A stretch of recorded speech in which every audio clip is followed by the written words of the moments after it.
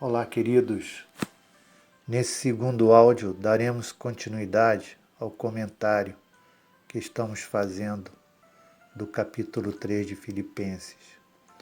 No áudio anterior, comentamos nesse capítulo 3 que Paulo começa a entrar no assunto principal da sua carta, assunto esse que é o alegrar-se em Cristo, que significa alegrar-se no conhecimento que temos dele, nas verdades e promessas do seu Evangelho, na fé que temos nele, na união que temos com ele por essa fé, no posicionamento relacional com os nossos amigos, irmãos, cônjuges, por causa da conformidade que temos com ele no coração e na vida, e nas expectativas que temos dele de felicidade e glória eterna.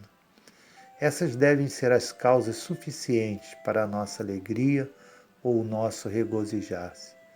Quaisquer que sejam as circunstâncias em que nós estejamos e quaisquer que sejam as nossas provações e problemas nessa vida, que é curta e incerta. Precisamos ter estas razões de regozijo, pois é por meio delas que suportaremos com paciência e contentamento as aflições que estão por vir ou as que já vieram. A singeleza dessa evolução mental que provoca uma renovação de vida e uma elevação espiritual que se dá por meio do sacrifício da vida do ego, esse sacrifício não é realizável por meio de práticas religiosas, espirituais, rígidas ou austeras, mas por meio dessa alegria e regozijo, atitude que é santa e agradável a Deus, que representa culto espiritual a Deus e que estava sendo atacada por falsos professores, aos quais Paulo denomina de falsos apóstolos e trabalhadores fraudulentos, uma vez que, como cães, rosnavam contra o verdadeiro Evangelho, minando a eclésia, ou seja, a comunidade dos santos, buscando com seus ritos religiosos remover o fundamento que é Cristo, que é essa alegria. Paulo, então, prossegue a sua carta, agora, então, combatendo aqueles que acham que podem agradar a Deus com as suas ações religiosas, mostrando que se eles pensam assim, muito mais ele, Paulo, teria motivos para isso, pois ele era de uma fina estirpe religiosa. Vejam só o que ele relata em Filipenses capítulo 3, de 4 a 6. Ele diz o seguinte: bem que eu poderia confiar também na carne.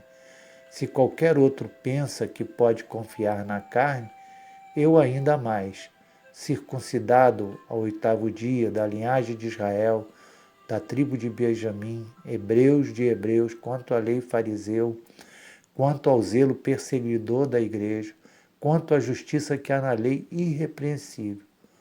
Porém, Paulo abandonou tudo isso quando se tornou cristão, como ele informa adiante quando escreve lá no versículo 7. Mas o que para mim era lucro, isso considerei perda por causa de Cristo. Paulo está dizendo aqui o seguinte: as coisas nas quais eu me valorizava e confiava que eram aceitas por Deus, supondo que elas constituíam uma justiça suficiente para me justificar diante dele, eu, desde que me familiarizei com a verdade, como é em Jesus, e abracei o Evangelho, as considerei como perda, ou seja, coisas sem valor, coisas que deveriam ser prontamente perdoadas por Cristo, para que, colocando toda a minha dependência dele para a justificação, eu pudesse, através dele, ser aceito por Deus e ser salvo. A palavra perda, aqui traduzida do grego, ela tem um significado muito interessante aqui, porque ela vem de um contexto comercial, né?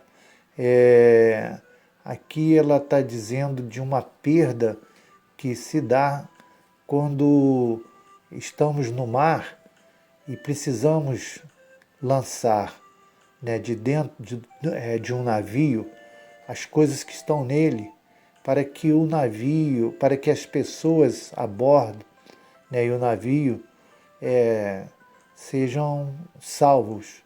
É nesse sentido que essa palavra perda também é usada lá em Atos 27:10, Atos 27:21. Entender esse termo assim, nesse contexto comercial, ele dá grande força e beleza a essa passagem.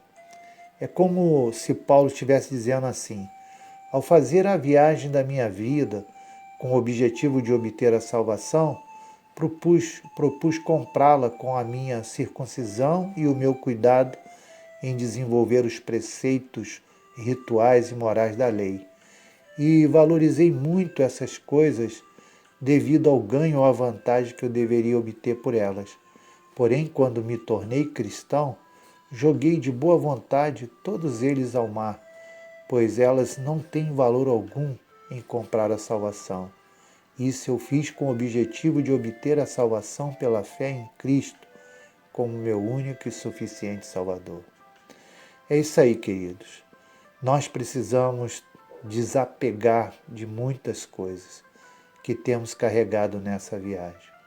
Precisamos de lançá-las ao mar.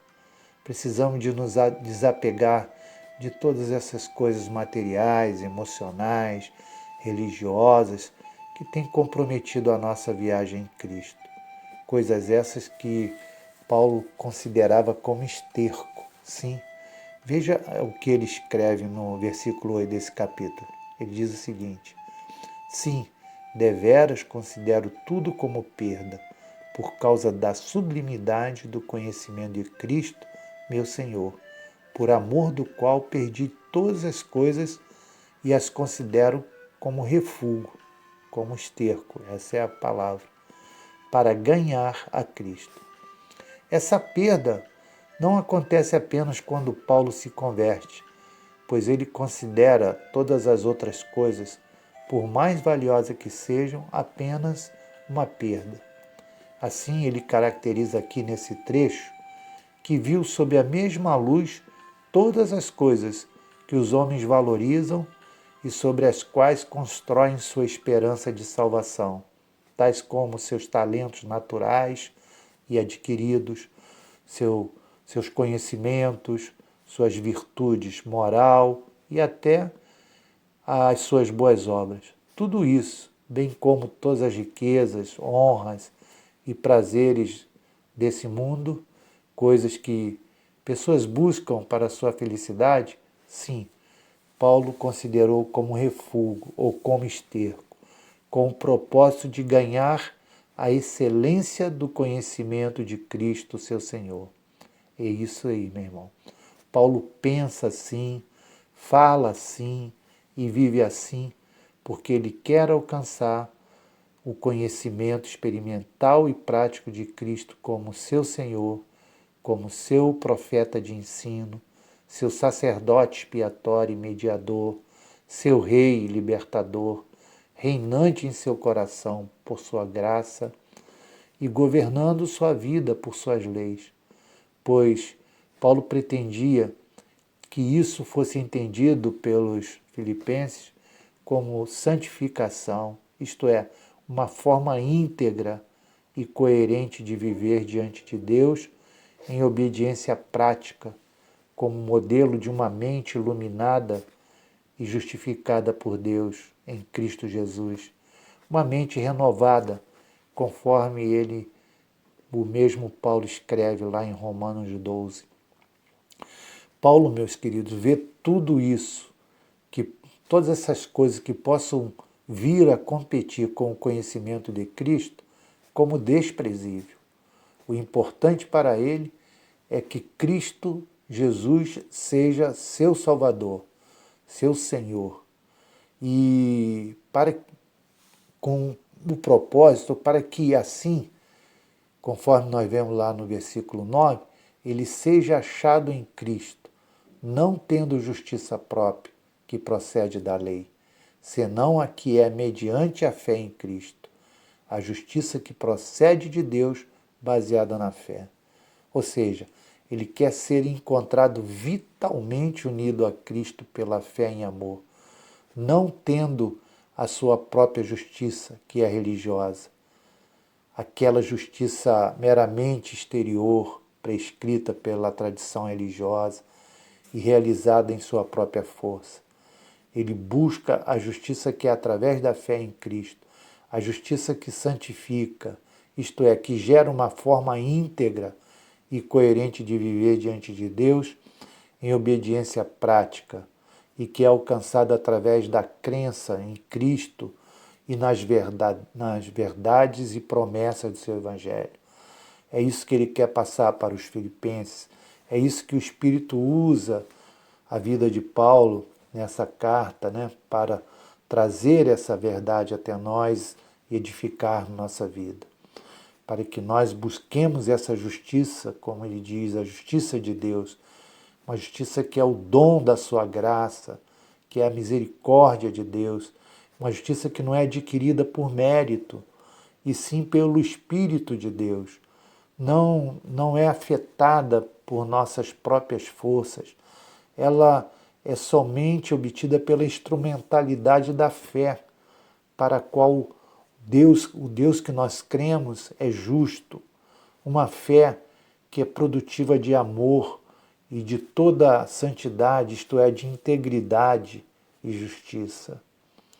Toda essa forma de pensar e agir, de ser de Paulo, como ele escreve lá em 3:10, com o propósito de conhecer a Cristo, conhecer o poder da sua ressurreição e a comunhão dos seus sofrimentos, conformando-se com ele na sua morte. Esse deve ser também o nosso propósito nesse modelo de vida, de mente, de disposição mental que nós estamos vendo aqui, Deus falando aos nossos corações. Paulo quer conhecer a Cristo em todos os seus ofícios, em sua humilhação, exaltação, sua graça e glória, tê-lo como sabedoria, justiça, santificação, redenção, como seu completo Salvador, isto é, conhecer o poder e a eficácia de sua ressurreição, ter a comunhão de seus sofrimentos, ou seja, ser simpatizante com Cristo em seus sofrimentos, estando disposto a tomar sua cruz e sofrer com Ele, sabendo que se sofrer com Ele, também será glorificado com Ele. Tudo isso significa ser adaptado, conformado à sua morte, à morte de Cristo. Isto é, está morto para os seus próprios interesses, disposto a confirmar o Evangelho, suportando a crucificação do ego no seu dia a dia. E conforme ele diz lá no verso 11, para que de algum modo ele possa alcançar a ressurreição dentre os mortos, é assim que ele escreve então lá nesse versículo 11.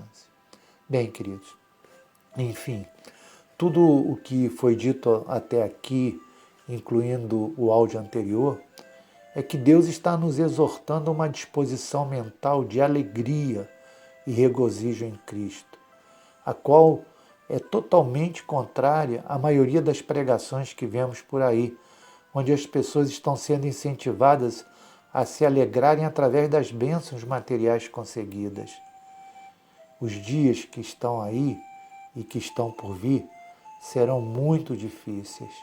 E eu estou falando isso porque eu tenho pesquisado, tenho meditado, tenho experimentado no meu espírito aflições de prenúncios que há muito me acompanham.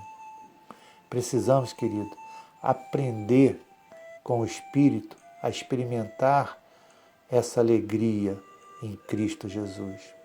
Aliás, é isso que o Espírito está fazendo com cada um de nós. Você percebe isso? Quem tem mente, a mente de Cristo, para entender, entenda. Até o próximo áudio, queridos. Um abraço, saúde e paz a todos.